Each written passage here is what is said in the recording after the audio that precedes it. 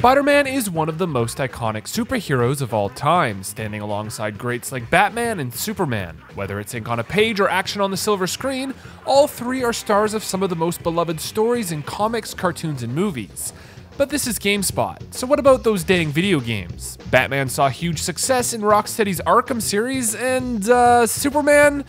Well, his games sure have a ring to them. And as for Spider-Man, well, the webhead's been in dozens of games throughout the years, some memorable, others, not so much. Giant lizards! And with the upcoming release of Insomniac's Spider-Man game, I thought I'd swing through memory lane and cover 4 decades of our friendly neighborhood wall crawler to see how exactly he got to 2018.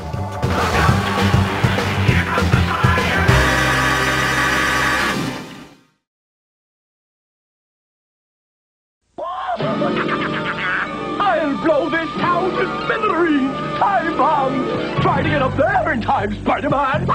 Watch me cut my web, Goblin! Let's start in 1982 on the Atari 2600. Not only was this the year Spidey would make his video game debut, but it was also the first game based on any Marvel Comics character. Published by Parker Brothers, the 2600 Spider-Man game asked players to don the red and blue suit and foil the Green Goblin's devilish plans.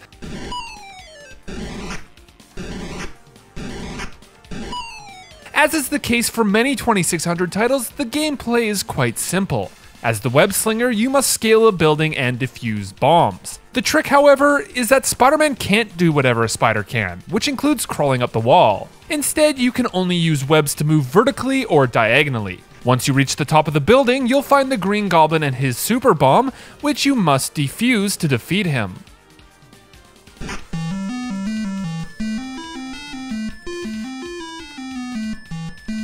While the game does feature pretty good renditions of both Spider-Man and the Green Goblin, it's lacking in actual combat.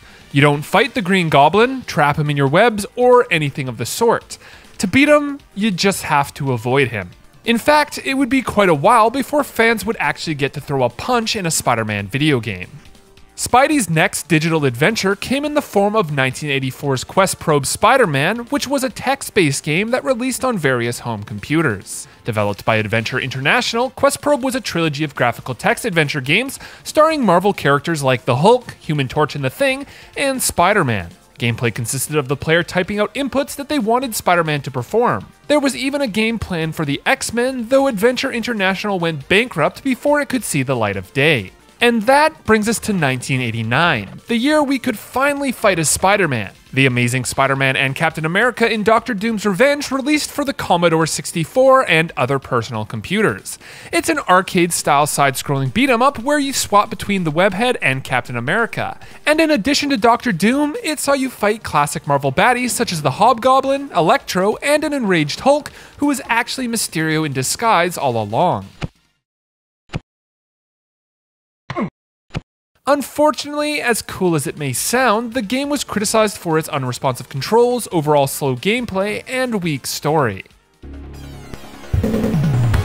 Now, before Spider-Man saw his next starring role, he made a short cameo as a boss character in The Revenge of Shinobi on Sega Genesis. In the earliest version of the game, the Spider-Man-looking character was a shapeshifter who would transform into a Batman-like character once defeated. In later versions, Batman was removed entirely, leaving Spider-Man as the sole character you'd fight. Unfortunately, this licensing agreement was only temporary and actually prevented the game from re-releasing for years. In fact, it wasn't until 2009 that the Wii's Virtual Console got a version of the game that swapped Spidey's classic red for pink. The 90s saw Spider-Man video games flourish with over a dozen releases, not counting the various Capcom fighting games he appeared in as a playable character. In 1990, there were 3. The first was The Amazing Spider-Man, where Spider-Man is tasked with rescuing his beloved Mary Jane from the shape-shifting Mysterio. The entire game is set at a movie studio, so you'll come across less conventional Spider-Man enemies like robots and mummies. The second game, released in 1990, was a Game Boy version of the first. It's a basic side-scrolling beat-em-up that follows a similar story as its PC counterpart. Mysterio has kidnapped Mary Jane, but as you quickly learn, he's not the only one behind her disappearance. You'll also have to fight characters such as the Hobgoblin, Scorpion, and Venom. 1990 was capped off with The Amazing Spider-Man vs. the Kingpin, which released on the Sega Master System that year and later came to the Genesis in 1991, the Game Gear in 1992, and the Sega CD in 1993. All 4 versions were side-scrolling action games. The Master System and Game Gear versions were nearly identical to each other, which makes sense as the console and handheld share much of the same hardware. Now, when Spider-Man vs. the Kingpin released on the Genesis, it was a huge hit. Critics praised its superior graphics and faithful recreations of the characters and universe. Spider-Man could even take pictures for the Daily Bugle to make more money for WebFluid. And according to developer Randall B. Rice, the game was owned by more than 2/3 of Sega Genesis owners. The Sega CD version, however, brought much more to the table, with faster gameplay, new levels, and fully voiced animated cutscenes. Mary Jane. Hi, Tiger. Hi, honey. What's up? I was just on my way to the studio to tape today's episode of Secret Hospital. Thought I'd stop by and get a kiss. If you're not too busy, of course. Now there's something I'm never too busy for. It also featured a more non-linear format and collectible comic books. However, the photography mechanic was removed. In both the Genesis and Sega CD versions of the game, there are alternate endings depending on how you beat the Kingpin. The Sega CD gets 2 cutscenes, one in which Spider-Man beats the Kingpin but fails to save Mary Jane, and another that has both Spider-Man and Mary Jane lowered into a pit of acid. The Genesis, on the other hand, features an ending where Mary Jane dies and Spider-Man is left to mourn. Of course, you could always just save her in either version. Now, between the release of the Genesis and Sega CD versions of Spider-Man vs. the Kingpin, we got 4 more games. Once again developed by Sega, Spider-Man the video game hit arcades in 1991 and featured 4-player beat-em-up action. One player gets to control the webhead himself, while others can choose between Black Cat, Hawkeye, and Namor the Submariner. Critics gave glowing reviews. Dragon Magazine gave it a 5 out of 5, Sinclair user called it one of the best superhero games, and Computer and Video Games Magazine praised its gameplay and huge, beautifully animated sprites. In 1992, a sequel to The Amazing Spider-Man on Game Boy hit the handheld, and a game called Spider-Man Return of the Sinister Six released on the NES and Master System.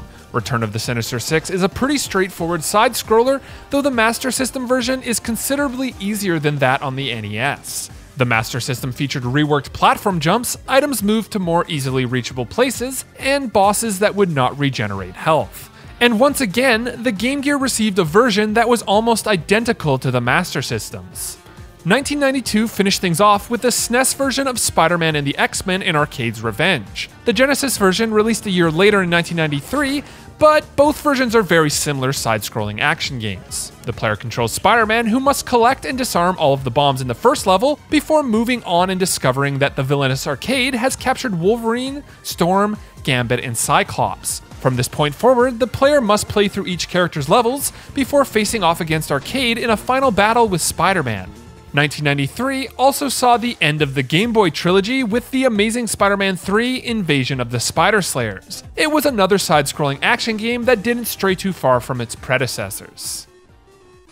The next few years were dominated by games that only released on the SNES and Genesis. First up was 1994's Spider-Man and Venom Maximum Carnage, which is perhaps the most well-known Spidey game from this era. It's a single-player side-scrolling beat-em-up that, for the first time, let you play as Spider-Man's on-again, off-again enemy, Venom, in addition to the red and blue hero, of course. You could also summon various other Marvel heroes with items found in each level.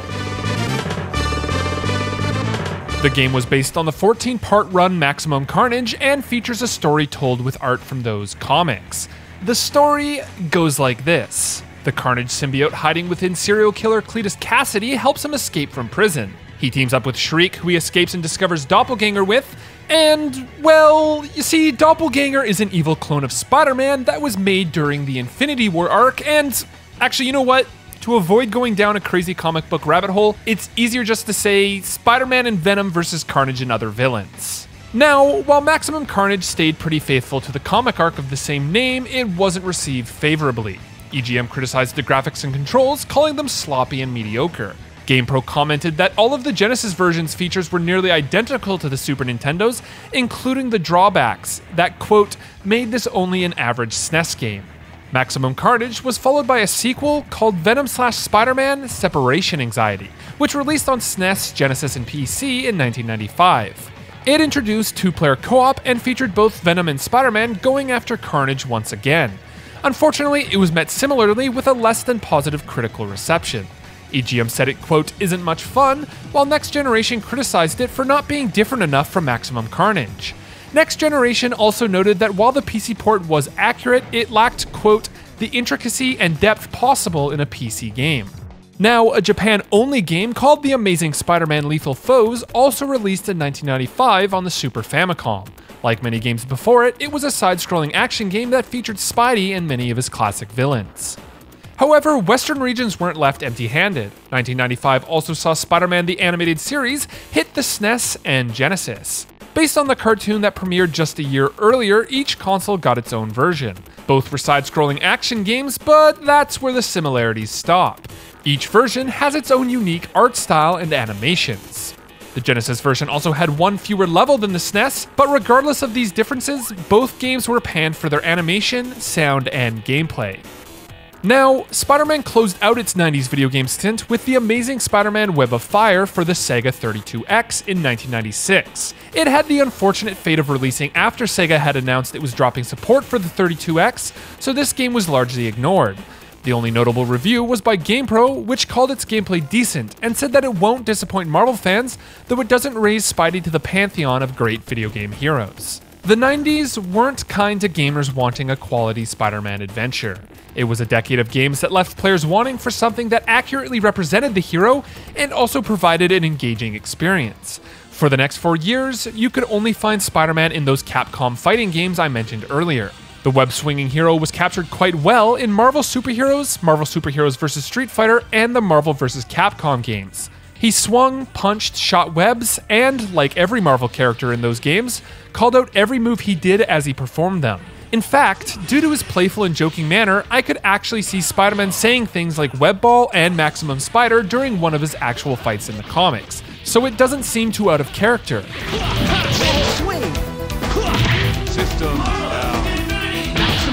And while these fighting games are beloved by many, none of them were the villain-packed adventures that fans longed for. Thankfully, it wouldn't be too long before Spider-Man finally got a game fans could be proud of. One for JJ. Much like the 90s, Spider-Man games were not hard to come by in the 2000s, but things did start taking a turn in the right direction. This was the decade when Activision took over the franchise, and the publisher's first shot was handed over to Neversoft, which is most well known for the Tony Hawk series. At this point, Neversoft was hot off the heels of Tony Hawk's Pro Skater, and as a matter of fact, that game's engine was used to make Spider-Man for the PS1, N64, Dreamcast, and PC. Who dares? Face me, coward! Face a worthy foe! Spider-Man? Last time I checked, I was Spider-Man. The game's story follows Spider-Man after he's framed for stealing equipment from a reformed Dr. Otto Octavius, who you may know as Dr. Octopus. Eddie Brock tried to take photographs of the incident, but the imposter Spider-Man destroyed his camera before he could make any use of them. Enter Venom. Spider-Man must clear his name, beating up classic villains like the Scorpion, Rhino, and the Lizard. Of course, Venom plays a pretty big part as well, kidnapping Mary Jane and later playing the unlikely ally. The Venom Marathon continues on the biggest TV in New York. We're shouting out to the whole big rotten apple here, people.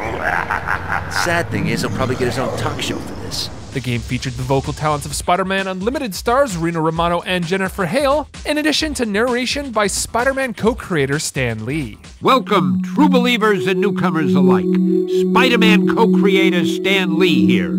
Once again, we find our hero Peter Parker, better known around the world as the Amazing Spider-Man, in a heap of trouble. This was the first Spider-Man game to not only include fully 3D levels and gameplay, but also pre-rendered cutscenes using the in-game models. These cutscenes appeared on the PS1, Dreamcast, and PC versions, while the N64 had comic book-style freeze frames with less spoken dialogue. This was because of the console's technical limitations, but thankfully that version of the game was no slouch in the gameplay department. Players controlled Spider-Man as they infiltrated areas taken over by crooks, symbiotes, and other baddies. Both stealth and hand-to-hand combat could be utilized to take on enemies, and Spidey's webs weren't exclusive to tying up victims. You could also shoot impact webbing to knock out foes, create web gloves to add extra oomph to your punches, and create a cocoon-like shield that explodes, taking out anyone nearby. Several Marvel characters like Daredevil, Punisher, and Captain America made cameos, and there were even alternate costumes based on Spider-Man's history, all of which you could wear at any point in the game. And best of all, critics loved it. GameSpot's own review said it was an excellent framework on which to base future Spider-Man games, and an exceptional game to boot, while PC Gamer called it the PC's best superhero game. There was also a Game Boy Color version of the game, though that one wasn't nearly as popular. As for the console version, Neversoft had finally cracked the code on how to make an excellent Spider-Man game that captured both the characters and their universe, in addition to providing an excellent gameplay experience.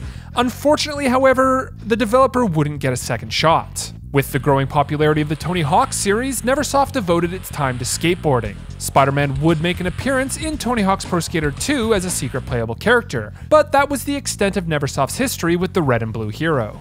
The sequel was handed over to Vicarious Visions, which worked on the Game Boy Color version of the previous game. Spider-Man 2 Enter Electro released exclusively for the PlayStation in 2001 and was largely similar to 2000's Spider-Man, though it did feature levels set in the New York streets, which were previously clouded by fog. Like the previous game, it featured a ton of unlockable costumes, in addition to a Create a Spider mode that let players create their own. However, Enter Electro had a smaller variety of enemies, mostly consisting of thugs and robots. It still had its fair share of cameos though, with the game's training mode featuring X-Men characters Rogue and Professor X. Well, Spider-Man, I see you've decided to take advantage of Beast's offer to train in our state-of-the-art danger room. The Mighty Thor was also set to make a cameo near the end of the game, but changes made after the September 11th attacks in New York removed him entirely. References to the Twin Towers were removed, cutscenes were altered, and the location of the final battle was changed. The final game still has a reference to Thor, however, as the Daily Bugle wrote that the God of Thunder defeated Electro and not Spider-Man. Unfortunately, critical reception was a bit mixed, with many critics scoring it lower than its predecessor. GameSpot's review called it somewhat disappointing and short, though it noted that diehard webheads will no doubt complete the game several times to unlock everything. The same year brought a Game Boy Color sequel called Spider-Man 2 The Sinister Six that was developed by Taurus Games. A Game Boy Advance game called Spider-Man Mysterio's Menace was also released, and both games received generally positive reviews. While Spider-Man video games and comics were commonplace during this time, the popular 90s animated series ended in 1998, and 1999's short-lived Unlimited series only lasted 13 episodes. Spider-Man hadn't exactly been in the mainstream public consciousness for quite some time. That all changed in 2002, when the first movie in director Sam Raimi's Spider-Man trilogy hit theaters. These films helped kick off the superhero movie boom of the 2000s, which eventually led to Marvel launching its now popular cinematic universe. And of course, with great popularity comes great Spider-Man merchandising, including many more video games. A year prior to the first movie's launch, Activision acquired the rights to make video games based on the film franchise that at the time was still in production. Interestingly enough, future Call of Duty developer Treyarch was also acquired that year. However, before the studio would get a crack at first-person shooters, it was tasked with our friendly neighborhood Spider-Man.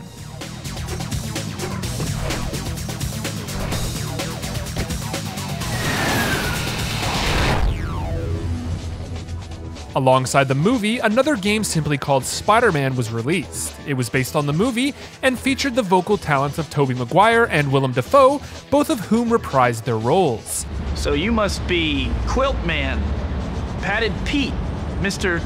Triple Ply? Oh, I've got it. The Cushion.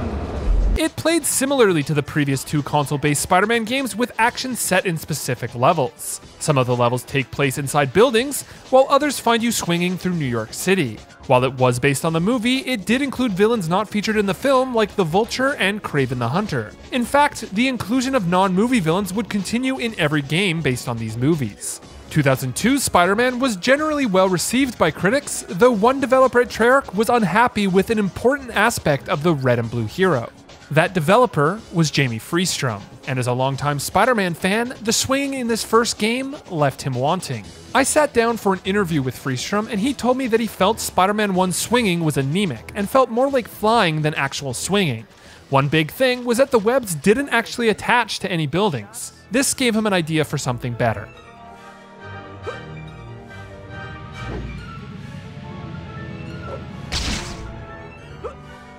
His idea was to create a physics-based system that would allow the player to swing Spider-Man as if he was on a pendulum. He went into work after hours to adjust the game's code, and after a couple weeks of prototyping, he showed his idea to people around Treyarch. Some loved it, some hated it, but Freestrom's bosses asserted that the studio had to finish the game and not change direction mid-swing. Freestrom said he thought this was fair. At the time, the higher-ups at Treyarch were burned by games that featured key mechanics based on physics. A previous Treyarch game called Die by the Sword had physics-based sword fighting, and while the controls were difficult to get a handle on, critics praised the gameplay. However, its sales weren't great. Treyarch was also turned down for Sean Palmer's Pro Snowboarder, as the studio had pitched a more physics-based approach to the snowboarding gameplay, something Freestrom said was unplayable. At this point, the studio wanted to keep physics at an arm's length. Now, with the first Spider-Man movie game's good reviews and sales, development moved forward on the follow-up. This time, Freestrom was asked to lead development. However, he gave Treyarch an ultimatum. Well, I kind of held the company just a slight bit hostage because I said, I only want to be the lead on Spider-Man 2 if we get to, keep working on the swinging system that I prototyped for Spider-Man 1 that we didn't use. I don't want the job unless we can, give my idea a fair shake. And they said, all right. And we made that deal. Freestrom told me that game development at the time was big on creating huge design documents before starting work. However, he pushed for a large prototyping period at the beginning of Spider-Man 2, with a focus on creating specific game mechanics that would lead into a larger game.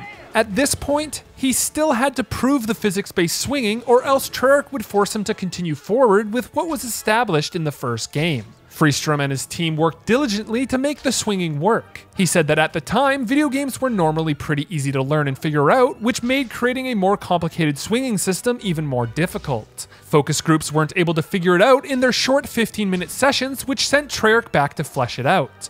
The team ultimately landed on a system that would let you shoot out a web with a shoulder button, swing with the analog stick, and jump out of it with a face button. And for those wanting a less involved experience, Treyarch implemented an easy swing mode that only required the use of a single button. Freestrom stressed that without the help of his colleagues from animators to coders, the swinging would never have come to fruition. In fact, Treyarch refined the swinging for almost the entire development period, right up until the discs were pressed and sent out for launch. In addition to the swinging, Treyarch created a new combat system. It includes an uppercut that sends enemies into the air, with Spider-Man following quickly behind to deliver more punishment.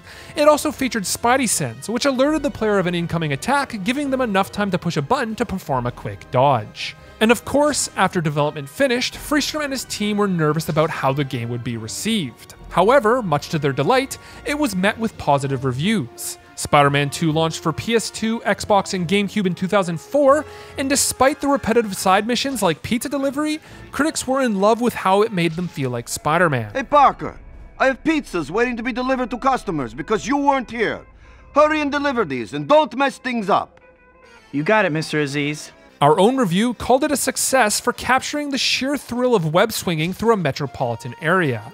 Even today, Spider-Man 2 is often thought of by fans and critics alike as the best Spider-Man game ever released. Well, at least on consoles, as the PC got its own version that was considerably dumbed down, and even received a 25 out of 100 from PC Gamer. Needless to say, Freestrom and his team were successful with their risky swinging system. With the critical and commercial success of Spider-Man 2, Treyarch was cemented as the Spider-Man studio. However, Freestrom did not provide significant work on any forthcoming Treyarch games. He told me that he became disenfranchised with working at the company. The founders had been let go, his friends were getting laid off, and then an opportunity to work with Magic the Gathering creator Richard Garfield came up. That was more than enough for Freestrom to pass on developing another Spider-Man game, despite his love for the character. Next up was 2005's Ultimate Spider-Man, which continued without Freestrom or the swinging system that the team had worked so hard on. This game took a more cartoony approach with cel-shaded graphics and a heavy comic book style. The game was based on the Ultimate Marvel universe, which featured some changes to the characters fans had come to know and love. The important parts to know is that Peter Parker is still Spider-Man and Eddie Brock is still Venom. In fact, the game has players control both Spider-Man and Venom for different parts of the story and retains the open world formula started in Spider-Man 2. There are even moments where you'll race the Human Torch as Spider-Man and fight Wolverine as Venom. That's my bike you smashed this place up with. What are you supposed to be, anyway? Bob. I'm the best at what I do. Ultimate Spider-Man received positive reviews, with GameSpot praising the comic book-inspired look, excellent boss fights, and good voice acting and writing.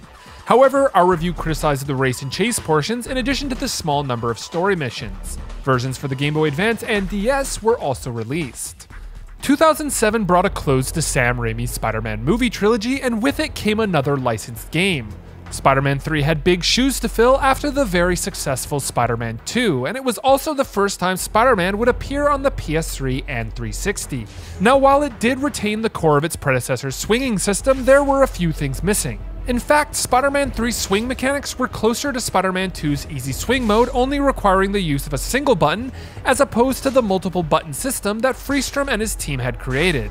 Unfortunately, as a whole, it was not much of a step forward, and is perhaps best remembered for its unintentionally hilarious QuickTime events. Help! Please! Someone! I'm going to die! GameSpot's own review said that, at best, it was a step sideways for the Spider-Man movie games.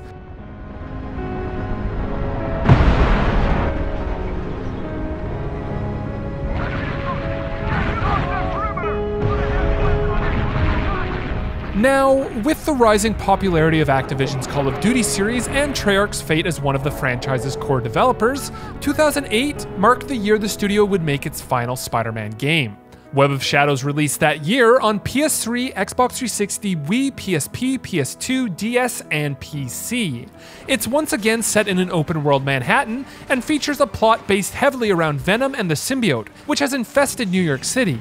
This game's key difference is a morality system that poses choices throughout the game: the red and blue path versus the black symbiote path. This results in different story moments based on your decisions, such as teaming up with heroic characters or more villainous ones. Some of the familiar faces you'll come across include Luke Cage, Moon Knight, and Wolverine, the latter of which you'll end up fighting in quite the memorable battle after he's consumed by a symbiote. Despite these good or bad choices, you won't get locked out of playing with either costume. You can switch between the two whenever you like, and each has their own gameplay differences. Classic Spider-Man favors speed, but if you want to deal in more strength, then the black suit is for you. The action is actually quite similar to past games in that it's very combo-based. The now classic uppercut into the air returns, as well as a bunch of other new moves. Web-based attacks let you close the distance between you and your opponents, while the black suit also lets you take advantage of the symbiote tendrils to deal more damage. Now, as for actually swinging through the city, Web of Shadows abandoned the idea of having your webs attached to buildings. And while you can unrealistically swing above the game's skyscrapers, critics still praise the swinging for its great feel. GameSpot's review called it tremendously liberating, noting that some of the most thrilling moments in the game are when you utilize Web of Shadows' sense of speed and swing in pursuit of villains. And while Web of Shadows certainly has its fans, not all of the reviews were positive. As a matter of fact, the reception was quite mixed. Many outlets criticized the story, shallow morality system, and repetitive nature. The PS3 and 360 versions both sit at a Metacritic average of less than 70, while the PS2 and PSP 2D side-scrolling action was compared to Spider-Man games of old, but not in an entirely favorable way. Now, Treyarch's removal from the Spider-Man series probably had more to do with Call of Duty's growing popularity, but with 5 games under the studio's belt, it was about time for a new developer to take a swing at our red and blue hero. Beanox, a studio that was at the time best known for its port work, took the lead on Spider-Man Shattered Dimensions, which released on Xbox 360, PS3, and PC in 2010. The main concept behind this game was being able to play as 4 different Spider-Men from 4 different dimensions. Say your prayers, punks. Here comes the Spider-Man. Leaving open worlds behind, Shattered Dimensions adopted a level-based structure with unique mechanics for each dimension. The 4 Spider-Men were the classic Amazing Spider-Man, Spider-Man 2099, Ultimate Spider-Man, and Spider-Man Noir. Get that kid over, you lousy jerks. On top of that, each of them was portrayed by a different voice actor from Spider-Man's past. Neil Patrick Harris played Amazing Spider-Man, Dan Gilvezan voiced 2099, Josh Keaton was Ultimate, and Christopher Daniel Barnes took the role of Noir. Shattered Dimensions kind of left web swinging behind, putting a greater focus on platforming and combat that could be compared to the God of War series. Amazing Spider-Man is pretty much what you'd expect from the character at this point, taking on a style similar to a comic book. The 2099 levels put a greater focus on aerial combat and an accelerated vision mode, which slows down everything around you. The Ultimate sections are similar to Amazing Spider-Man's, though instead of web-based attacks, Ultimate takes advantage of the Venom symbiote suit and a rage mode that temporarily enhances his strength. And last but definitely not least is Spider-Man Noir, which is the most unique of the 4 dimensions. The action and platforming found in the other 3 is present here as well, but they take a backseat to stealth. You need to stick to the shadows to stay hidden, represented by the entire world turning black and white. The stealth is pretty basic, however, as being caught is, for the most part, easily rectified by stepping back into the shadows. Each level features a different Spider-Man villain or character you'll end up fighting. Of course, this means that it'll be a different take on that classic character depending on which dimension they appear in.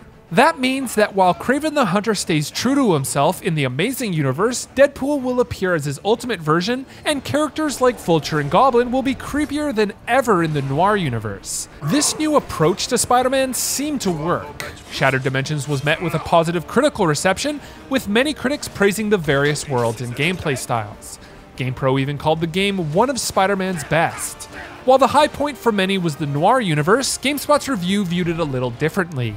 Critic Chris Waters said that anyone who enjoyed last year's Batman Arkham Asylum is likely to look at Noir as a shameless, not-so-successful imitation of that game's stellar stealth. In fact, most superheroes were now in the shadow of Batman Arkham Asylum, which was a standout character-defining game that defied fans' expectations of how good licensed games could actually be. Many fans started to wonder when Spider-Man would get his Arkham Asylum. Regardless, Shattered Dimensions was well received, pushing Activision to make Beenox the new Spider-Man studio. In fact, the developer would release a follow-up to Shattered Dimensions the very next year.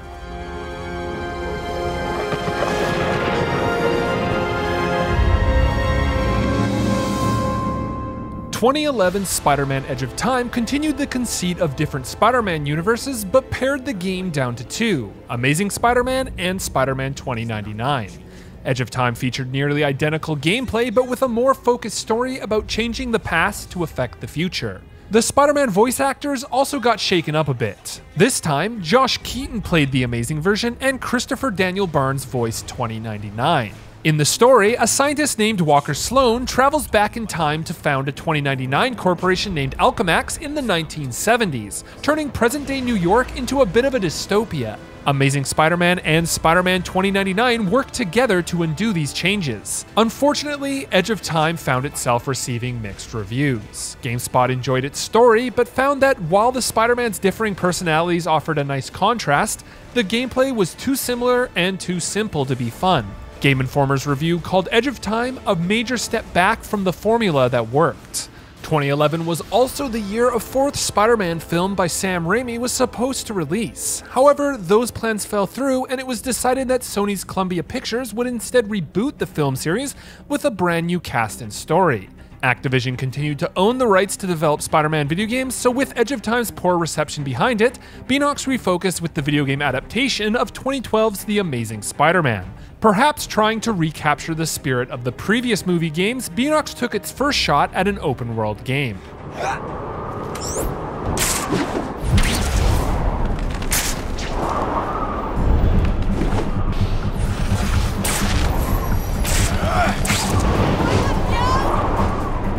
To improve Spider-Man's mobility, Beenox implemented a new feature called Web Rush, which allows you to view the world around you in first person and select a specific destination. Once your mark is set, the action zooms back to Spider-Man as he performs an acrobatic feat to reach your desired spot. In addition to the new improvements to traversal, the combat was also overhauled. Taking cues from Arkham Asylum, Spider-Man featured a similar system that allowed players to counter attacking foes at the press of a button. And as for the story, it was set after the events of the movie it was based on, continuing with the cross-species experimentation of Dr. Kurt Connors. With many of Spider-Man's classic villains being based on animals, it made for an interesting new take on the character. The plot of the video game is separate from that of the actual movies, but this concept was eventually explored in the movie's sequel. Now, while the critical reception was generally positive, perhaps the biggest disappointment critics had was that the open world in The Amazing Spider-Man acts as more of a hub with side activities than what you'd normally find in an open world game. What I mean by this is that all of the game's story missions take you into confined environments, away from what people love most about these games, swinging through a big open world. With an amazing Spider-Man movie sequel scheduled for 2014, another licensed game was set to follow, with Beenox once again in the developer's seat. However, this would be the last Activision-published Spider-Man game. In early 2014, Activision and Marvel's partnership ended, eventually leading to all of Activision's Marvel games getting pulled from digital stores. That included all of the Spider-Man games in addition to some of the other Marvel titles like Deadpool. Amidst this, Activision confirmed that The Amazing Spider-Man 2 would still release later that year. The Amazing Spider-Man 2 was the first game in the series to release on the current generation of consoles, the PS4 and Xbox One. Like its prequel, it's also set in an open world, but this time it takes greater advantage of it. The swinging now requires you to attach to buildings and even features its own unique system, utilizing both triggers as Spider-Man's two arms. Left trigger shoots a web from his left side, while right shoots it from, well, his right. More missions now take place within the world as well, and while there are times you do go indoors, players have more options to approach certain situations, including stealth. Prior to launch, Beenox seemed to be making the right decisions to improve upon the first game and deliver a more engaging experience. Unfortunately, The Amazing Spider-Man 2 didn't stick the landing. It was Beenox's most negatively received Spider-Man game, receiving a Metacritic average of around 50 out of 100.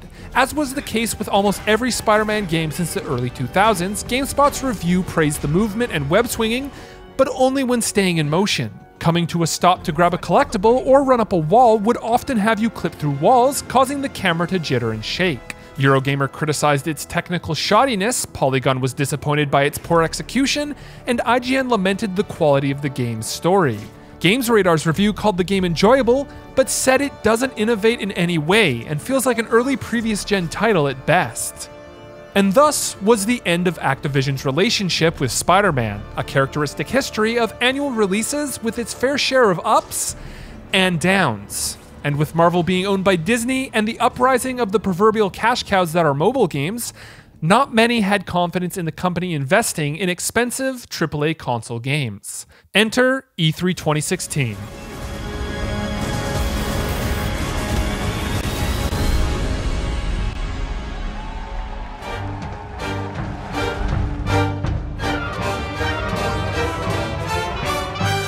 Despite only being 2 years since the last game, it felt like Spider-Man was finally back and returning to his roots.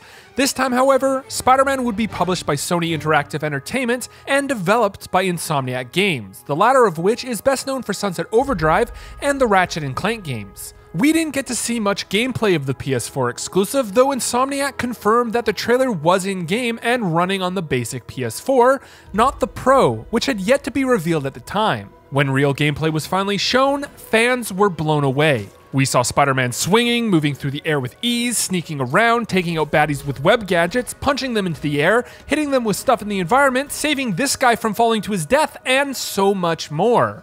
The gameplay reveal closed out with a closer look at the game's main antagonist, Mr. Negative, a little-known villain that debuted in 2008's Brand New Day comic book storyline. At the time, it was unclear if Spider-Man would face off against any of his classic baddies, as Mr. Negative was the only character in sight. But with time came the reveal of 4 of his most iconic villains: Electro, Rhino, Scorpion, and Vulture, who all seem to be working alongside Mr. Negative. Now, we're just weeks away from playing it ourselves. It's a brand new story set in Insomniac's own Spider-Man universe, where our hero is already quite the experienced crime fighter. But not only are you controlling the webhead in costume, there's also ample time spent as Peter Parker in his quieter moments, spending time with family and friends, as well as his job, working on science experiments. Of course, with a huge return to Spider-Man, I can't forget about the web swinging. It's actually quite similar to Spider-Man 2 in that you'll need a building, the R2 trigger, and the X button. Yes, you press R2, a web shoots to the nearest building, and then you press X to jump out of your swing before starting all over again. Our preview called the web swinging instantly satisfying, but added that it's wonderful to see that there's more to the game than just Spider-Man's day job. Spider-Man has grown as video games themselves have grown. He's gone from slowly climbing up a building and typing in the word punch to actually punching enemies and swinging through a virtual Manhattan. For a long time, fans were in search of the game that made them truly feel like a web-swinging hero, and when one of those fans went on to develop a system that allowed for such an experience, it would set a bar for every game to follow. Spider-Man 2 cast a shadow over the franchise with its open world and physics-based swinging, each subsequent game unable to crawl away from comparison. Over the past 14 years, fans have longed for a game to surpass it. After looking back at Spider-Man's history, it feels fitting to see such an ambitious AAA Spider-Man game return to the traditions that fans have waited years to rediscover. How it fares, however, well, we'll just have to wait and see. Until then, I'm sure all you true believers out there have your fingers crossed for something special.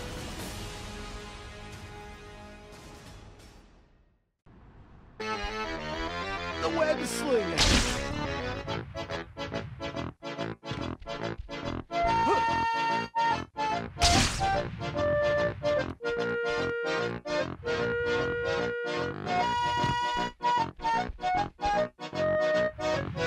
Hard to resist doing aerial acrobatics. Thank you very much. Pizza won't survive if I'm not careful.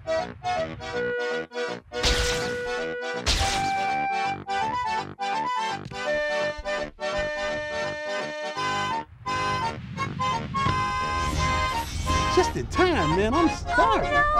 That's it for the pizza. Now to get back and return the bat.